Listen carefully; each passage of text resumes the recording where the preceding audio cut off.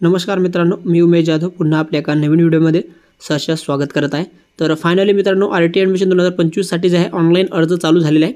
आता कधीपासून कधीपर्यंत तुम्हाला आरटी साठी ऑनलाईन फॉर्म भरता येणार आहे किंवा यासाठी वयाची अट काय आहे, कोणत्या बालकांना या ठिकाणी ऑनलाईन फॉर्म भरता येणार आहे आणि यासाठी आवश्यक कागदपत्रे कोणकोणते लागणार आहे याची संपूर्ण माहिती या व्हिडिओमध्ये आज आपण बघणार आहोत।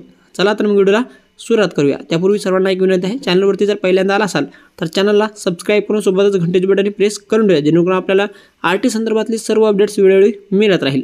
चला तर मग व्हिडिओला सुरुवात करूया। तर विद्यार्थी मित्रांनो, या ठिकाणी किंवा पालकांनो, या ठिकाणी आरटी ऑनलाईन ॲडमिशन म्हणजे काय असते हे आरटी अंतर्गत जे आहे पहिली ते 8वी पर्यंतच्या विद्यार्थ्यांना या ठिकाणी मोफत शिक्षण या ठिकाणी दिले जातं। जे विनाअनुदानित अनुदानित शाळा असेल, इंग्लिश मीडियमच्या स्कूल असेल, यामध्ये 25% राखीव जागा ज्या आहेत तर ते काही कॅटेगरीच्या विद्यार्थ्यांना या ठिकाणी राखीव असलेले असते। म्हणजे ऑनलाईन फॉर्म भरल्यानंतर त्यांची लॉटरी पद्धतीने या ठिकाणी निवड केली जाते आणि पहिलीमध्ये ॲडमिशन कन्फर्म झाल्यानंतर 8वी पर्यंत त्यांना मोफत शिक्षण या ठिकाणी दिलं जातं। म्हणजे ऑनलाईन फॉर्म आरटीसाठी तुम्हाला पहिलीमध्ये भरावा लागतो। वयाची अट सुद्धा आपण पुढे सविस्तर बघणारच आहोत।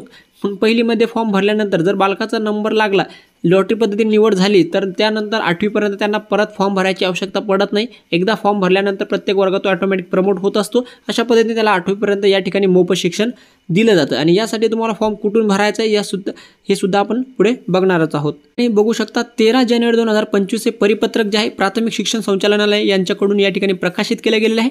आरटीच्या ऑफिशियल वेबसाईटवरती हे पत्र या ठिकाणी जाहीर करण्यात आलेलं आहे। या पत्रामध्ये तुम्ही बघू शकता 2025-26 या शैक्षणिक वर्षाच्या शिक्षण हक्क अधिनियमानुसार दुर्बल व वंचित घटकांकरिता 25% ऑनलाईन प्रवेश प्रक्रियेबाबत सुधारित सूचना या ठिकाणी दिलेल्या आहे। जसं की यामध्ये जे आहेत तर 2025-26 साठी म्हणजे पुढच्या वर्षी जे पहिलेचे बालक आहे यांना मोफत व सक्तीचे ते शिक्षणाचा अधिकार अधिनियम 2009 मधील कलम 12C(1) नुसार दुर्बल व वंचित घटकातील बालकांना स्वयंअर्थसहाय्यित शाळा म्हणजे जे सेल्फ फायनान्सच्या शाळा आहेत, इंग्लिश मीडियमच्या सेल्फ फायनान्सचे जे स्कूल आहेत तर ते, किंवा विनाअनुदानित ज्यांना अनुदान नाही आहे, जे ग्रँटेड नाही आहे, पोलीस कल्याणकारी विनाअनुदानित किंवा महानगरपालिकेच्या जे शाळा आहेत तर यामध्ये आरटी 25% प्रवेश प्रक्रिया ऑनलाईन पद्धतीने राबवण्यात येत आहे। अशा पद्धतीने या ठिकाणी परिपत्रकामध्ये म्हटलेलं आहे। त्यानंतर ऑनलाईन प्रवेश अर्ज भरण्याबाबत मार्गदर्शक सूचना सुद्धा या ठिकाणी दिलेल्या आहे। यासोबतच जे आहेत जे वंचित घटक आहे यामध्ये कोणकोणत्या प्रवर्गांचा या ठिकाणी समावेश होतो ते सुद्धा माहिती दिलेली आहे। जसे की पहिले अनुसूचित जाती असेल, अनुसूचित जमाती, विमुक्त जाती, भटक्या जमाती ब, भटक्या जमाती क, भटक्या जमाती ड, इतर मागासवर्ग ओबीसी, विशेष मागासवर्ग एसबीसी किंवा आर्थिक व सामाजिकदृष्ट्या मागास घटक किंवा HIV बाधित किंवा HIV प्रभावित बालके, अनाथ बालके, दिव्यांग बालके इत्यादी बालकांचा या ठिकाणी दुर्बल घटकामध्ये समावेश होत असतो। हे सगळे जे विद्यार्थी या ठिकाणी फॉर्म भरू शकतात। अजून काय काय अट आहे हे सुद्धा आपण थोडंसं डिटेलमध्ये या ठिकाणी बघून घेऊया। जसं की आर्थिक वर्षामध्ये पालकांचे वार्षिक उत्पन्न 1 लाखापेक्षा कमी आहे अशा बालकांचा आर्थिक दुर्बल गटामध्ये समावेश होतो। त्यानंतर 25% प्रवेश प्रक्रियेकरिता विचारपूर्वक 10 शाळांची निवड करण्यात यावी। म्हणजे 10 शाळा तुम्हाला या ठिकाणी फॉर्म भरताना निवडता येते। त्या शाळा कोणकोणत्या तुम्ही निवडू शकता बघा। या ठिकाणी पालकांनी अर्ज भरताना शाळेपासून ते घरापर्यंतचे हवाई अंतर हे गुगल मॅपने निश्चित करायचे असल्याने शाळा निवडताना अंतराची बाब लक्षात घेऊन पालकांनी बलूनद्वारे निवासस्थानाचे ठिकाण निश्चित करण्याकरिता तो बलून जास्तीत जास्त 5 वेळा निश्चित करता येईल याची नोंद घ्यावी। त्यामुळे पालकांनी निवासस्थानाचे लोकेशन अचूक नमूद करावे। म्हणजे या ठिकाणी तुम्ही फॉर्म भरताना जो गुगल मॅप आहे त्या ठिकाणी तुमचं घराचं लोकेशन त्या ठिकाणी सेट करावं लागते। तो जो बलून आहे तुमचं घर जिथे दिसेल मॅपमध्ये तिथं जाऊन तुम्हाला तो सोडायचा असतो, जेणेकरून तुम्हाला शाळा ज्या आहेत तेवढ्या अंतरापासून ती अलॉट होत असते।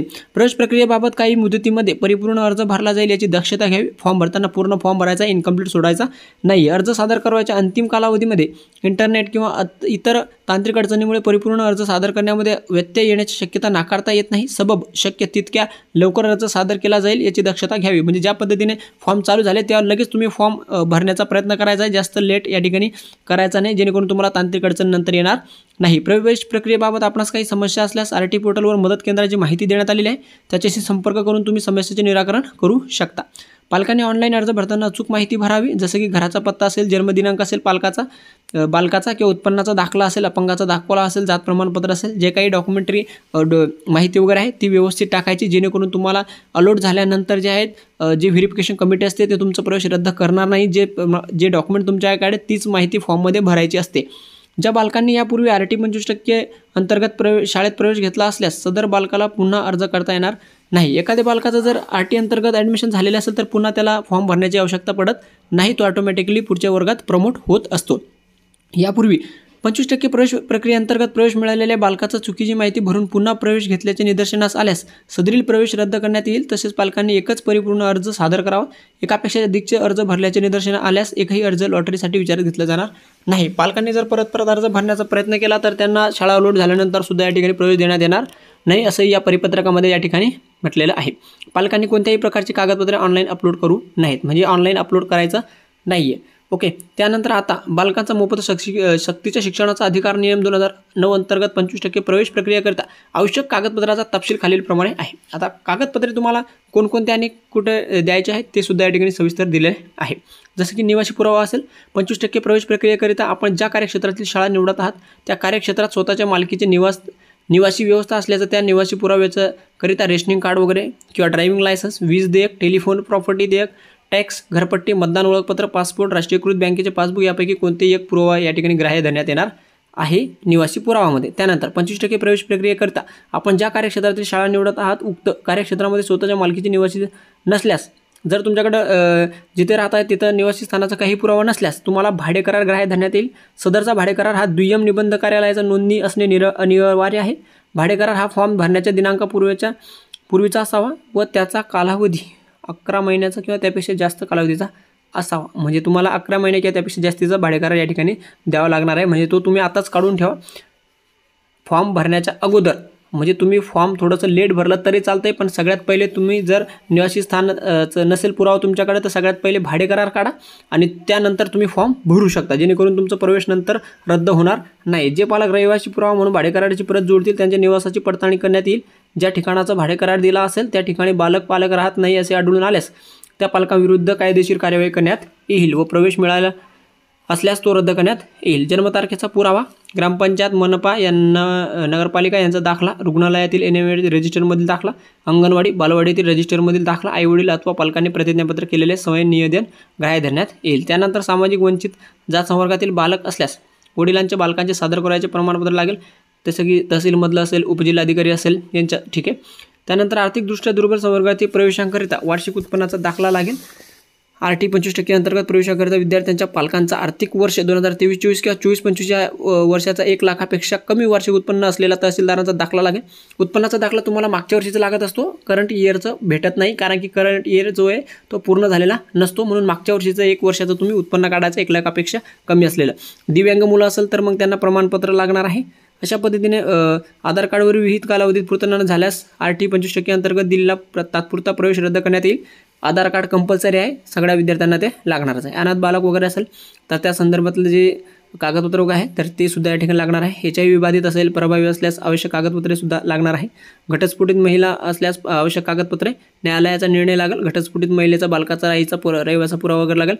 ही PDF तुम्हाला आम्ही सविस्तर जे परिपत्रक आहे, जे हे काही गोष्टी आहे महत्त्वाच्या ते डिस्क्रिप्शनमध्ये मी देऊन टाकेल व्हिडिओच्या, तिथे जाऊन तुम्ही परत या ठिकाणी पूर्ण रीड करू शकता। अशा पद्धतीने सर्व डॉक्युमेंट तुम्हाला ते कंप्लीट ठेवायचे, रेडी ठेवायचे आहे आणि फॉर्म भरायचा आहे। आता फॉर्म कधीपासून भरता येईल, अजून काही 2 महत्त्वाच्या गोष्टी या ठिकाणी दिलेल्या आहेत, जसं की प्रतीक्षा यादीमध्ये नाव आहे याचा अर्थ प्रवेश निश्चित होईल असा नाही। जर तुमच्या पहिल्या राऊंडमध्ये बालकाचा नंबर लागलेला नाही तर ते वेटिंग लिस्टमध्ये नाव आला तर वेटिंग लिस्टमध्ये सगळ्याच बालकांचा या ठिकाणी प्रवेश दिला जाईल असं नाही। यामध्ये सुद्धा काही ठराविक बालकांची निवड त्या ठिकाणी केली जाते असं सुद्धा यामध्ये म्हटलेलं आहे। आता ऑनलाईन फॉर्म तुम्हाला कधीपासून भरता येणार आहे याची सुद्धा माहिती या ठिकाणी आपण बघून घ्या। जसं की याच परिपत्रकामध्ये जर तुम्ही वरती बघितलं सुरुवातीला तर या ठिकाणी दिलेलं आहे की ऑनलाईन अर्ज मागवण्याची प्रक्रिया जी आहे ते 14/1/2025 ते 27/1/2025 या कालावधीपर्यंत सुविधा उपलब्ध करून देण्यात येणार आहे। म्हणजे या ठिकाणी 14 जानेवारी 2025 पासून ते 27 जानेवारी 2025 पर्यंत या ठिकाणी तुम्हाला ऑनलाईन अर्ज किंवा ऑनलाईन फॉर्म भरता येणार आहे, ती सुद्धा RTIच्या ऑफिशियल वेबसाईटवरतीच। आणि वय किती असणं गरजेचं आहे, ह्या वर्षीपर्यंत म्हणजे ह्या वर्षात जे आहे जो बालकांचं वय आहे तर ते 5.5 वर्षापासून 5.5 वर्षापासून तर 7.5 वर्षापर्यंत तो कंप्लीट असायला हवा। त्याची जे डेट ऑफ बर्थ जे आहेत तर डेट ऑफ बर्थचा जर आपण हिशोब केला तर आतापर्यंत तो 5.5 वर्षाचा पुढे पाहिजे आणि 7.5 वर्षाच्या आत पाहिजे, तर त्याला पहिलीमध्ये या ठिकाणी प्रवेशासाठी ग्राह्य धरले जाते। अशा पद्धतीने आपण संपूर्ण माहिती या ठिकाणी आज बघितलेली आहे। अजून काही डाऊट शंका असेल तर तुम्ही नक्कीच कमेंट करून विचारू शकता। चला मग भेटू आपण असेच अपडेट सोबत नवीन व्हिडिओ। धन्यवाद। जय हिंद, जय महाराष्ट्र।